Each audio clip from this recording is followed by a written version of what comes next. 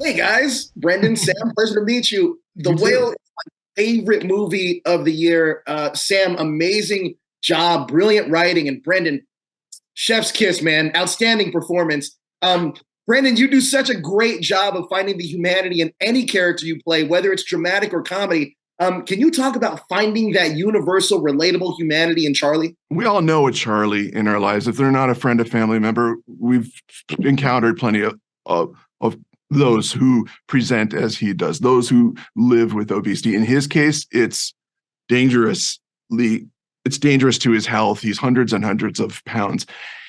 It, he is someone who is so very often dismissed, overlooked. His life and this story is played out behind the closed doors of a two-bedroom apartment in somewhere Idaho. And we don't know what that inner life is until now. Darren directed this film that Sam wrote that invites us in and asks us to reorient the way that we may have held those prejudicial ideology about those who live with obesity. And I'll go out on a limb here. I think it's a personal view, but I think we can do a lot better as a society to dispense with what is common insofar as how we are casual about how we refer to those who have weight issues in their life. Because if I've learned anything important about how to play him, it was from what I learned from the Obesity Action Coalition, who are an organization that supports so many people still seeking bariatric procedures, those with eating disorders. I mean, look up the OAC; they're very helpful. I think that we can do better because I learned from those people that I spoke to that very often the circumstances of their life began at a very young age. Someone spoke to them with recrimination, someone harmed them, someone was vindictive towards them, and it stayed with them. And it does, words can be painful and they can do damage.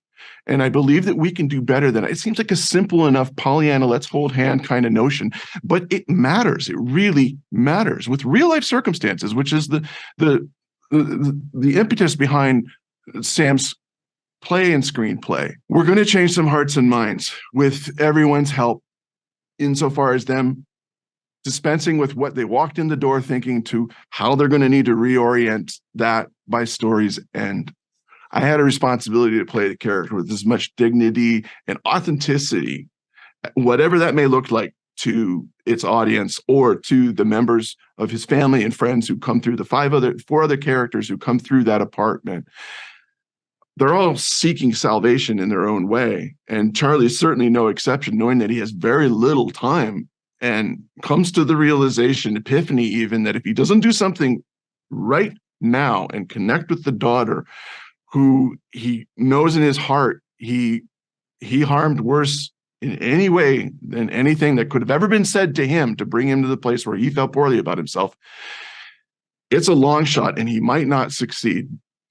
But boy howdy, when you put Charlie and Sadie Sink together on that screen, there's a moment of catharsis that occurs that have consistently left audiences feeling let's just say a great deal.